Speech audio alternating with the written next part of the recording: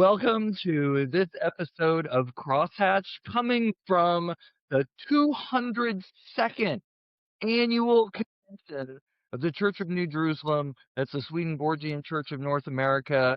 And I am here with some of my favorite people. We have such amazing conversations year after year, and they're outside, they're off in a corner, they go off into the ether. And so I have brought you all together today to see what we might capture, just having one of the conversations that we would usually have. So I I I planted a few seeds. I've got a few ideas, but why don't we all at least just introduce ourselves real quick? Ben, would you start? Sure. My name's Ben Gunter. I am a ordination track student with the Swedenborgian Church of North America, serving currently in a ministerial capacity at the Boston Society of the New Jerusalem. And I'm Rich Taffel, the pastor of the DC Church. And I'm Tira Keel, and I am an ordinand hoping to be ordained next year, at which point I will become the founding pastor for Bloomhaven Spiritual Community Center in Huntington Valley. Reverend Tom Muller. I am the minister at the Swedenborgian Society of the East Bay in the wonderful Bay Area, California, El Cerrito. Also the senior editor of Our Daily Bread, spiritualquesters.org. Yeah, and sure. Where's Huntington Valley again? So Pennsylvania, and it's not that far from Philadelphia. We're north and a little bit east of Philly. It's basically Burnett. It is Bernathen if people know what Bernathen is. Yeah. I feel like 78%. Well, there we go. If you Google it, you can find it with either Bernathen or Huntington Valley. Technically, I both live and will be planting Bloomhaven in Huntington Valley. Yeah, that's very exciting. I mean, that in and of itself is the conversation about planting and starting new churches. And I feel like for a denomination that's already small and kind of shrinking, we had this amazing thing with the Garden Church and Hannah Wolfenden. Yeah. Out of nowhere was just like this beautiful thing she created and was able to walk away and have it flourish and continue. Yeah. Sure. Like, is there an element of your vision of your ministry that's unique?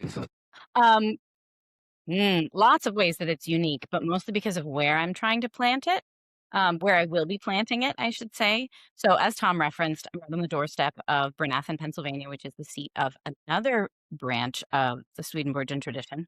They don't ordain women, and they don't make it work in their theology to welcome LGBTQ folk as they are. Which is why we're here. Which is great. And that is what Bloomhaven is going to do on both counts. And so I will be right there in that physical region where people are engaging with Swedenborgianism, but they're limited in how much they can fully be themselves in many cases. And speaking of LGBTQ, Rich, you have an amazing legacy. Would you say something about the Log Cabin Republicans? Yeah, I guess in a nutshell, I became a AIDS buddy when I was 24 during the AIDS crisis, and every 2 months we got a new buddy, meaning that's how fast people died. So it was a huge, like, spiritual lesson about death and social justice and people getting kicked out of their apartments and partners not permitted to inherit, not welcome back into their own house after the death. So it was I was in that period in divinity school with no knowledge of politics. I just said to myself, okay. There's this quote from Dietrich Bonhoeffer, who's actually a distant cousin, that said, if a madman's driving through the town square and he's hitting everybody and you're sitting next to him, it's not enough to bandage the wounded. You've got to take the wheel. And so for me, that was, we are bandaging the wounded. Like, these people are dying every, it was a leading cause of death for young men in the 80s. Hard to believe. So I was like, so what's the systemic way to solve this? And I'm a theological student with no political background.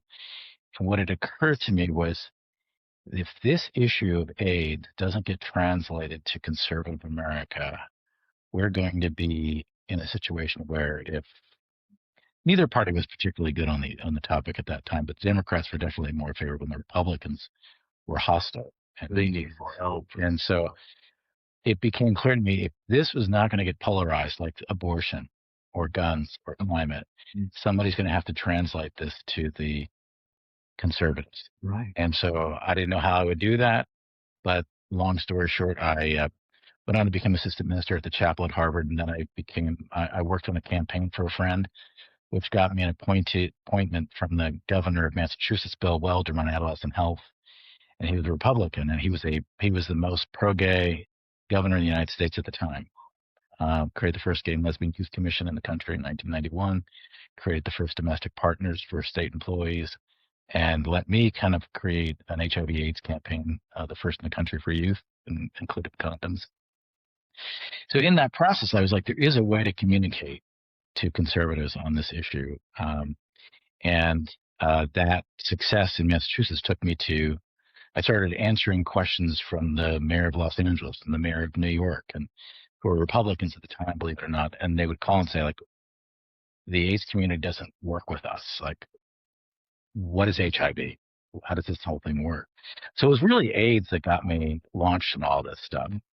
And eventually, then I went to Washington, started a group specifically focused on educating Republicans on HIV/AIDS and gay and lesbian issues. And I was also an early proponent for gay marriage, which the gay community was not supportive of at the time. I know. I've heard that sometimes. I've talked to some gay friends who are against gay marriage, and it's curious. Yeah, so those are the two issues that I really spent a lot of time on. I did a series of college debates in 1996 on same-sex marriage with the Christian Action Network, an evangelical group. And I was raised in the evangelical church, even though I'm a Swedenborgian minister, so I knew the Bible very well. And what happened was I got invited to a member of the Bush Quail campaign. This is so long ago, right? In the early 90s, was fired. And he said because he was gay. So he sued and asked me to come to Washington. I was still living in Boston. Could I support him? So I flew down to support him. He was having a breakdown. And the night that that by that time it became a huge news story, and he was on Nightline that night. And so I went on with him because he was having like a nervous breakdown, and he actually froze up and fainted on the set of Nightline. And so I think I'm 28 years old or whatever, and I'm now arguing for this thing on Nightline, and then the next night I'm on Larry King Live, and the Bush Quail campaign puts up Jerry Falwell as my opponent to debate. And so we went Bible verse for Bible verse with Jerry Falwell. And so would you like me to go more detail about that or that story, or? I'm sure. You're getting the idea. You're getting the idea. But anyway, I just brought up the fact he just said, "Look, I'm a Christian, therefore I can't support the homosexual, and the homosexuals don't belong in the Republican Party." And I said, "I'm a Christian," and he said, "Well, I'm a Bible believing Christian." I said, "I believe in the Bible too," and then he just said, "Do you take it literally?" And I said, "You don't." And then he said, "What do you mean?" I said, "Should slaves obey their masters?" Which was the passage that Southern Baptist Church used to defend slavery, but they no longer took literally, but they did. So I knew that. So he was stuck, and he said, that's not literal. We don't take that literally. I oppose slavery. And so that debate essentially launched my political career, because then I was flooded with financial support and everything else because of that. So I spent the next decade creating local chapters and lobbying, and AIDS is depolarized. It's one of the only issues that's completely depolarized today. It doesn't matter if it's a Republican or a Democrat who wins. And then eventually I worked on that same issue to do AIDS drugs for Africa. And that was an evangelical Republican president who did the largest aid program in the history of the United States. It's the Marshall Plan, to do AIDS drugs for Africa. So so the lesson for me was you can translate to other perspectives. Right, and we should come back to that because we were talking about that before. That was incredible that these thoughts that I've been having about, communicating, inspiring goodness and love outside of religion, outside of any, theological structure. Um, Tom, let's hear from you. Like, were any of the things that I listed here particularly, um, I don't know, current for you, or maybe going off of when we last met, we had a good conversation? Absolutely. Yeah, that was awesome. I recently got a chance to come hang out with Michael up in Washington State, and we had an excellent conversation centering around what I feel like is one of your favorite theological topics, which is the subject of faith and Swedenborg's take on faith and epistemology and the question of what is true and is there such a thing as um, is it a virtue to believe things because you want them to be true, or is there virtue in believing things because they are true? Yes. Right. Yeah. Yeah. And that interesting definition he has of faith, what he calls spiritual faith, which is very simple, which is acknowledging things that are true as true. Right. And I mean, one of the things I brought out in that conversation is how this word faith, it seems that it's used in so many different ways that it's not expansive enough to capture everything. Because yeah, I started Crosshatched because I've got this um I've got this thing against salvation through faith alone. But at the same time, I I acknowledge that there's beauty and power in faith. And that's a whole different conversation or definition than you go to heaven or hell based on whether you believe in a guy, right? So this is this is a great segue before I forget, because there is a question that I ask of all my guests. So we're going to start with you, Ben. That is well, there's two questions. Favorite song, band, genre, or hymn? Really? Yeah. Really? Yeah. Any of those? Yes. Yeah. Pick one? Yeah. One. Song, band, genre, or hymn? Yes. Um, favorite, I'll go favorite hymn. And I'll do Come Thou Long Expected Jesus. I love how everybody always goes with favorite hymn. Everybody always goes with favorite hymn. I can't It's believe like a it. halo spark. Oh my gosh. Okay. The second question is, if you believe in exorcisms, you can answer on a continuum, right? Like I would often say, I 70% believe in exorcisms.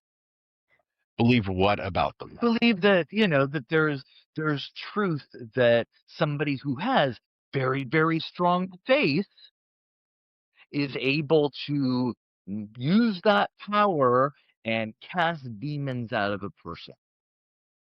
Okay. I have no reason not to believe in it.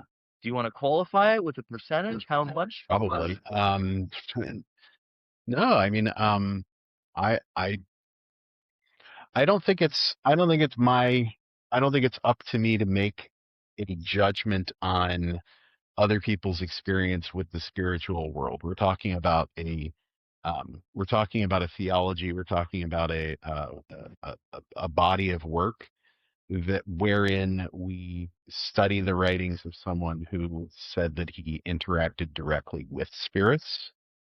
And we're to take that seriously, even if it doesn't align with our sense of rationality that we use here in the natural world. So um, it's a long way of saying I think it's incumbent upon us to allow for there to be differences in people's Yeah, experience. absolutely. I mean, it's one of the I bring this out in more than just the context of exorcism, but in the context of faith as well. That, it's like, do you believe in this?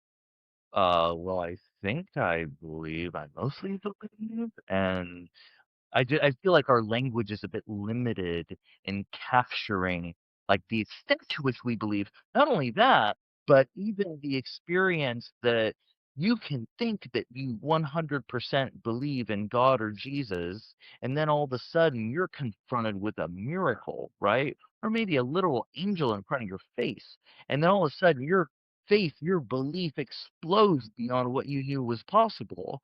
And so previously you thought you were at 100%, but now you're somehow more than that. Okay, Rich, Yes. favorite song, band, genre, or hymn? The song that can get me dancing, no matter what, is Small Town Boy by Jimmy Somerville, which everybody here will probably know. And then next question is about exorcism. Yeah, right.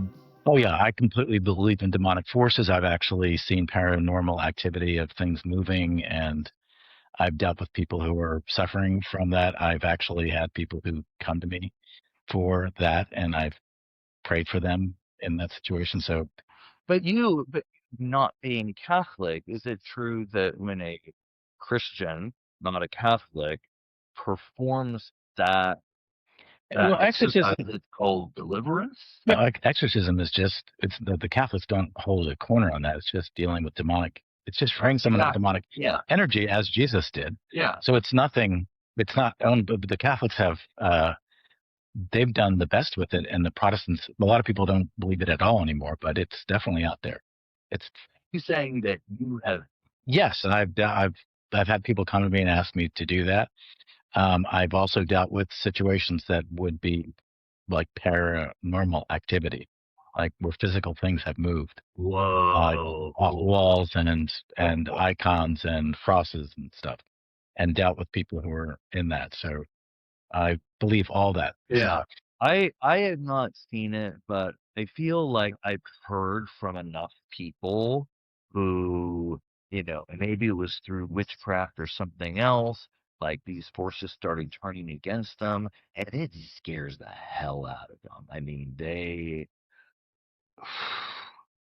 and yet then you've got other people who will just like say, "Oh no, this isn't real." And I'm thinking, I don't know, there's quite a few people over there who are like shooting their dance. Maybe. All right, Sarah. Favorite genre is big band. Big band. All right. And I'm really glad you guys went first, because as you described exorcism, no. Because what I associate with the way you described it is the faith healing, casting out of demons that I have heard interviews with people going, yeah, at 16, I cast out my first demon out of my girlfriend. And now they're not religious at all because they knew that they weren't doing anything in that moment, but they were getting so much affirmation of what they were enacting that they carried on, right? Now, I'm glad you guys answered first, because my experience is extremely limited. And I think it makes perfect sense to me that everything that can be faked can also be something that happens for real. So the way you initially posed that question when Ben answered, I was ready to be like, no. And now I'm like, okay. So I think there are people that are charlatans and that mislead people for their own gain.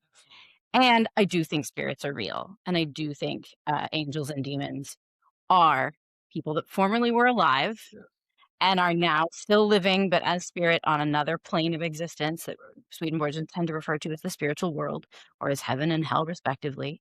And I do think that people can have interactions with them. I think there's some really interesting work being done in internal family systems therapy, and the language they use around each of us being, our consciousness is actually made of parts. I'm not an expert in this.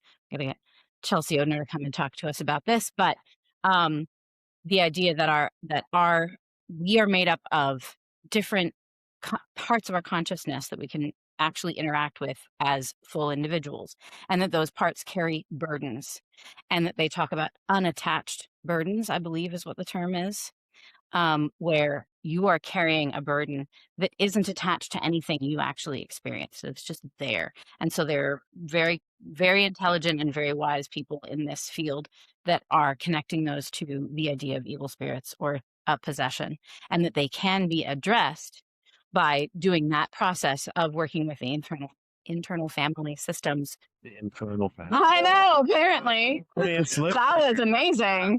That's where my tiredness comes in. So I mean, yeah. You say, yes, you believe in exorcisms, but don't you have to admit that if you were in Rich's shoes and you were performing, you were seeing stuff move, right? Wouldn't that elevate your belief, your faith? And that kind of, brings me back to like, okay, well, if the power of exorcism is related to one's faith, one's conviction, then you would have good exorcists and bad exorcists, right?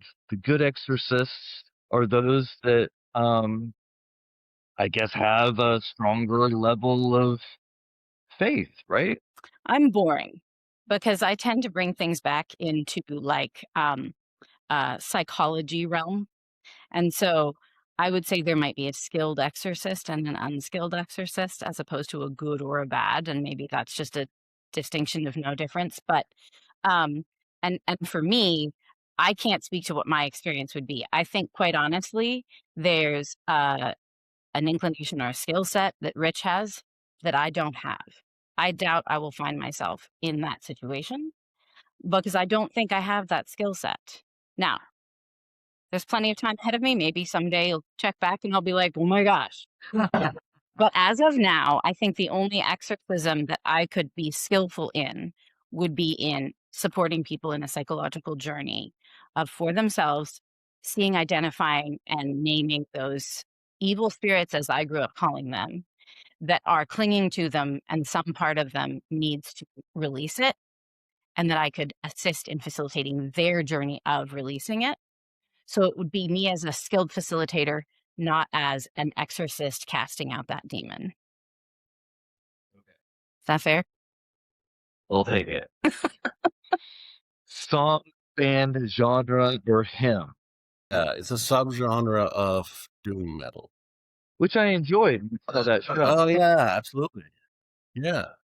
So that would be what's the other question? is your belief in exorcisms, and you may quantify it as like what percentage you believe in. Yeah. Well, it's one of those things where it's kind of like, do you believe in God? You kind of have to qualify what do you mean by the word God, right? So if we kind of look at exorcisms as something that exists in most cultures and is a ritualized way of engaging a spiritual reality in a cleansing way that helps someone who's and to ritualize our inner world. So the question is as you bring up, the question is it our belief that makes it work? Is it literally happen, or is it suggestion? I think a very Swedenborgian perspective on that is that those are not necessarily in conflict. Swedenborg, for example, was very clear that what spirits are, of course they are, according to him, deceased human beings with a personality. He also writes that spirits are nothing but thoughts and affections. And he talks about how every single thought and affection that we have originates with spirits in the spiritual world. So the notion that, the question of, well, am I dealing with something that's happening in my psyche, or am I dealing with something cosmic? Right. Swedenborg would say very clearly, both. Yes. Right. There's this contemporary writer, Lanmila Duquette, who's one of his quotes I love to cite is, "It's all in your head. You just have no idea how big your head is." That's great. So I would say, metaphysically speaking, I don't know. I kind of feel like in many ways. So it's just really hard for me to assess what's really going on with a person. But can those kinds of rituals be performed in a healthy way that is helpful to a person spiritually? Yes, I would say that's a thing, and I've performed rituals like that within a framework that to me seem to be healthy and empowering to the person that's going through what they are experiencing as a dark force that is outside of themselves. But again, I think it's really important if we want to be Orthodox Swedenborg, which I'm not saying that we ought to, um, but what Swedenborg really emphasizes with our interaction with these quote unquote spirits is that it's not something that's pushed upon us. Even with the darker stuff, that there's an element of agency, right? So one of the things that's important to me from a Swedenborgian perspective is that, something I don't resonate with the notion that, well, this person is being possessed by a particular spirit that is interfering with their ability to choose, but framing it more as this person is dealing with a negative consuming force that one may imagine as a spiritual entity, because it very well may be, and there may be a ritual that would feel empowering to that person to deal with that entity. Yeah. In that context, I 100% believe in it. Well, I would feel a little sad if we didn't get through a few of these questions I posed, because they weren't random. They were things that were were very current for me. So what is the Latin way to say now it is permitted? Nunc licet. Non Leaked. All right. So this might sound a little cynical. I don't mean it to be, but what I have wondered is, okay, so God doesn't come out of the sky, and we don't have all this proof and this evidence because it would deplete our free will. And so at some point, Swedenborg says, like, now it's permitted. I'm going to tell you some things about the spiritual reality. And then on the other hand, I'm like, well, wait, wasn't there this risk that we would lose some sort of free will or something? But no, it was allowed. And so what what I postulate here is that, well, was it permitted simply because the human race's ability to doubt is strong enough that you could have somebody like Swedenborg and say, oh yeah, it's like this, and this, and that there'll be so many people like, yeah, blah, blah, blah, blah, blah, that it's not compromising our free will? Or have I completely misread the quote? It's a good question. No, it's a very fair question. I think you're if I'm understanding what you're trying to say is, if in Swedenborgian theology, there's an equilibrium between good and evil that all of us are in, with free will to choose between the two, and that Swedenborg has this new divine insight, does that throw free will off because we have this new insight? Is that what you're getting at? That But the equilibrium it was permitted because it wasn't going to throw free will. right. Right. Yeah. And so your question is, why was it permitted, or what's your question? Yeah, I guess, was it it wasn't going to throw free will off because the human race's propensity to doubt, our incredible ability to doubt and ignore these things, the writing on the wall, means that, yeah, it's not compromising. Because here's this thing that I toy around with a lot. It's like, okay, we're plopped down on this earth, but we don't have God talking to us through our ears, literally from the sky every day, and yet we don't have we do have some signposts, right?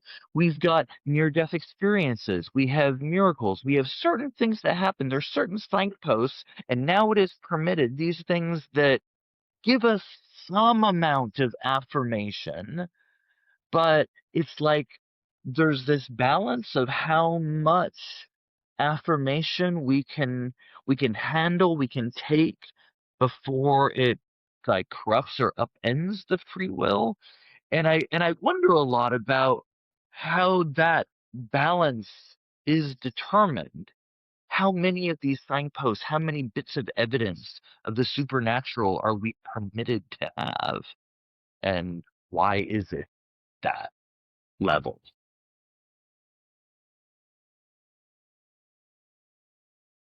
I would just say that if you want to look back to when Swedenborg talked about a new evolution, a spiritual development in the world. So it's a higher level of evolution that's taking place. So something new is happening. At that time, everybody in, say, Europe, where he was, believed in something. They went to some church, probably somewhere, or some synagogue. There was no questioning it. So he's challenging. He's saying now there's a maturity that's taking place in the spiritual life of humanity that you're going to actually increase your free will. And these insights are going to help you, guide you. I'm going to open these insights. But at the same time, he is also a product of the Enlightenment.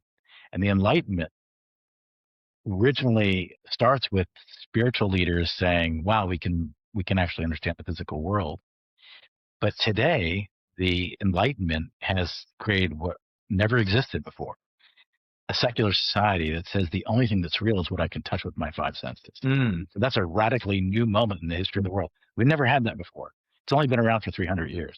The idea that there is no divine, and that is actually the norm.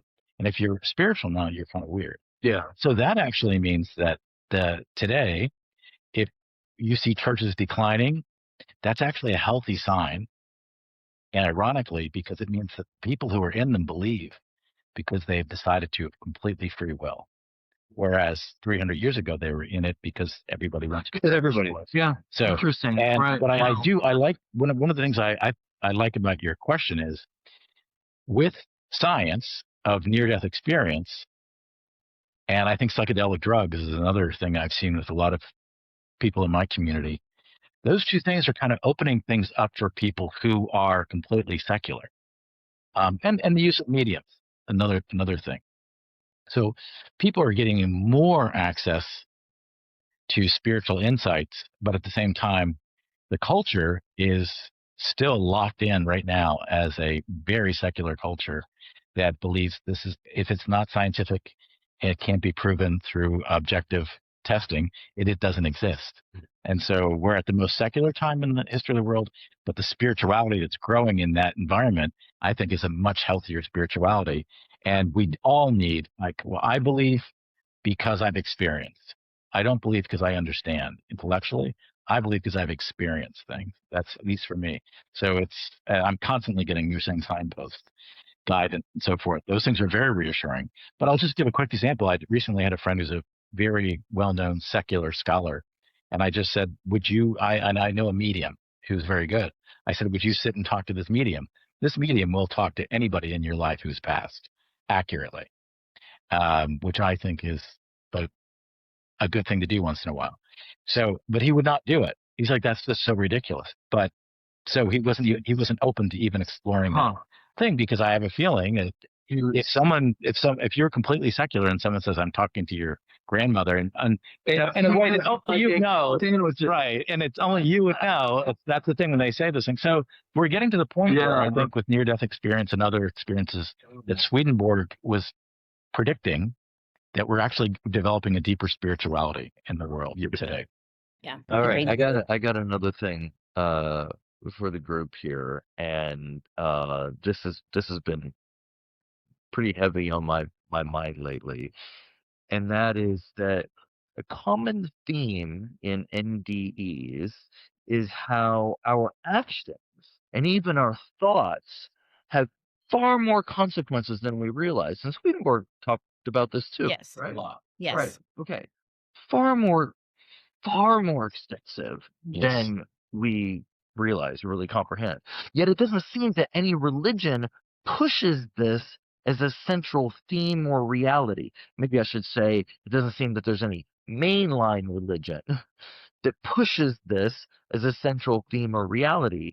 It's more about whether you believe, God has one name or another. And yeah, I kind of wanted to bring out this, it kind of starts scraping at the boundary of comprehension that I think when I hear this messaging, oh, your actions, your thoughts have far greater implications than you realize. There's a little denial that creeps in, like I don't want to believe that. I don't really like that. Um, and yet, the NDEs are saying it and Swedenborg's saying it, and I'm having a reaction to it. Like, maybe I need to look into that further. So, Yeah, Swedenborg is all about talking about the fact that our intentions are what stick.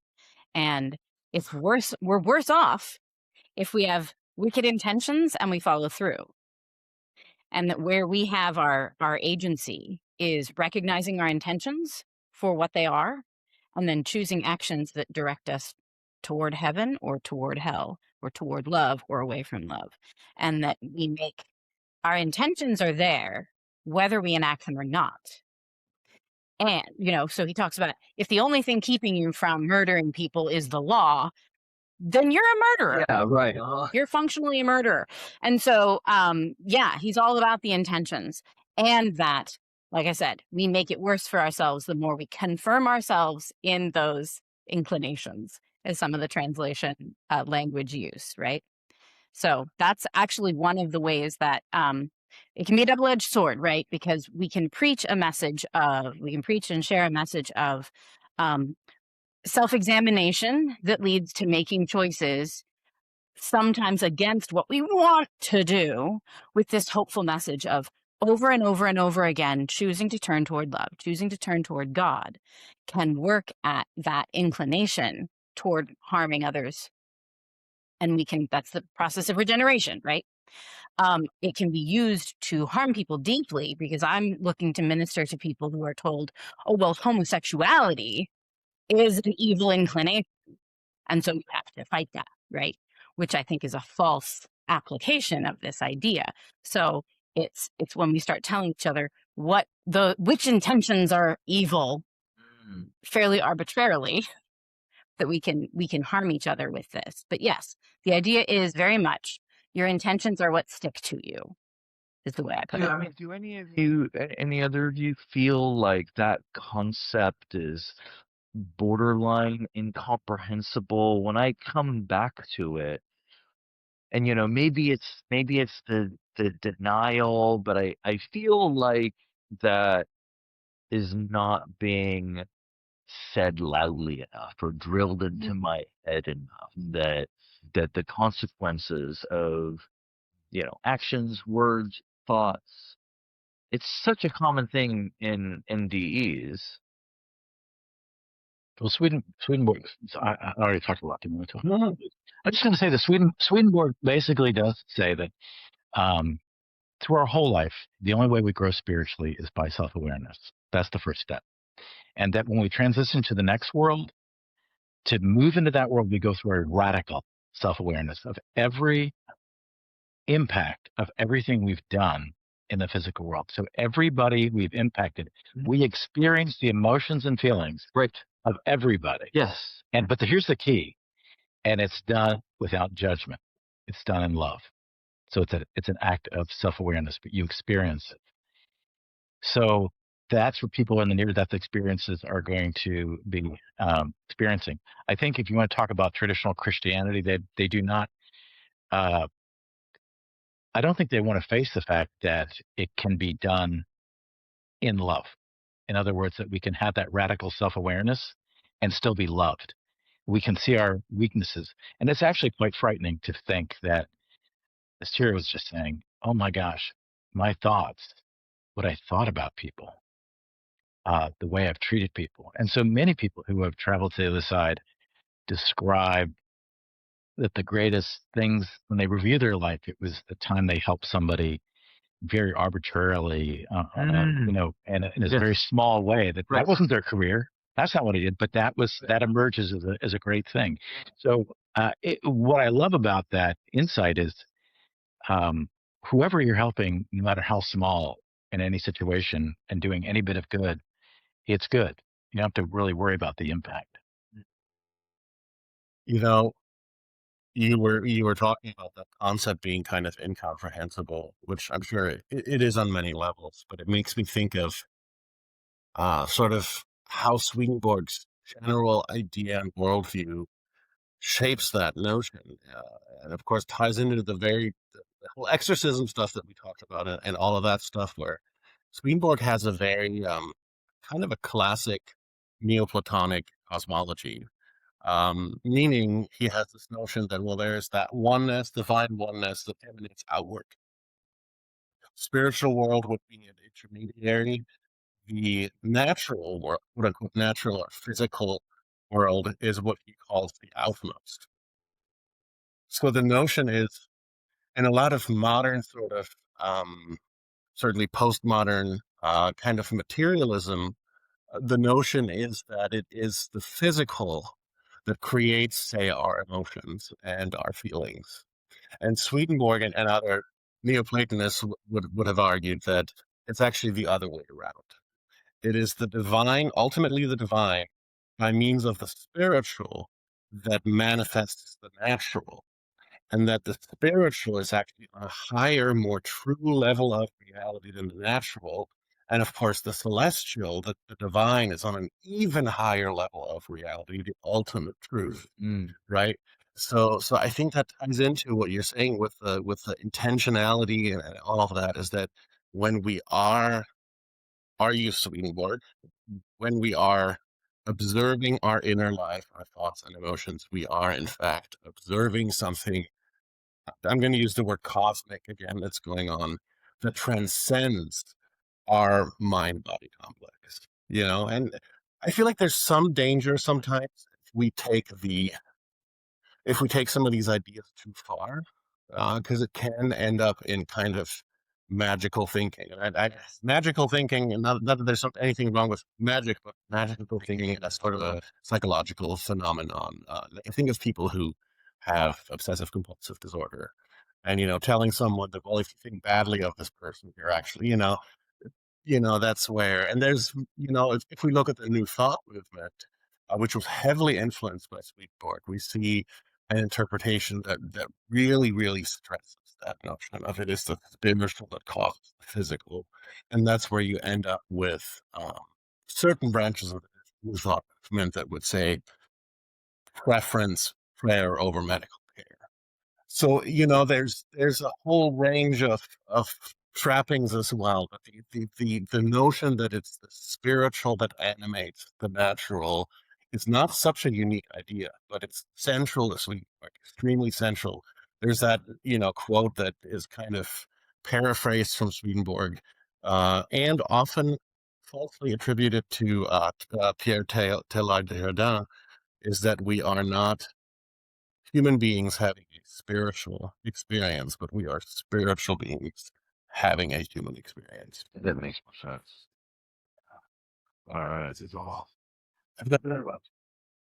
All right. Can I ask you guys one more question? Because this one is actually like a genuine question. I find the compulsion, the temptation to compare, to benchmark as, very compelling, but a select few people who I really respect have kind of shunned it or condemned it, and I guess I'm wondering if any of you would have a way to say, explain why comparing yourself to others is bad. Oh boy. All right. Take a stab at it. one thing I find useful in talking about the harms of a comparison is that whenever I'm comparing myself to anyone else, I'm comparing my insides to their outsides. And so it's not an accurate comparison, right? I will always know my worst tendencies, or maybe I don't always, because self-examination does reveal things, but I can be aware of things in myself that I judge as inadequate or not good enough, but I can only ever compare it to someone else's outsides. So I'm either finding myself superior to them because I am whatever, right? But I'm only judging them on their outsides, which is also going to be inaccurate. Or I'm seeing myself as inferior to someone else based on my insides compared to their outsides. Everyone loses. And it is the enemy of authenticity, which is when we are being able to be vulnerable and authentic with one another, that's a space where we can have empathy and connection. If I'm just living in a space of, here's who I think I am, and I judge myself to be better than him and worse than him, that breaks connection, right? In both directions. It means I'm going to try and aspire to, right? You end up in this suck up place of like, how can I be the favorite person of this guy that I look up to? And I'm going to punch down to people that I see myself as superior to. And it's all an illusion regardless. That was magnificent. I may have actually heard that and internalized that. Thank you. And thank you all for coming and having this amazing conversation. And if you're out there watching this, let me tell you, conversations like this at convention happen all the time. And they are mind-blowing. And so I'm glad to have finally captured one on video. Thank you. Thanks.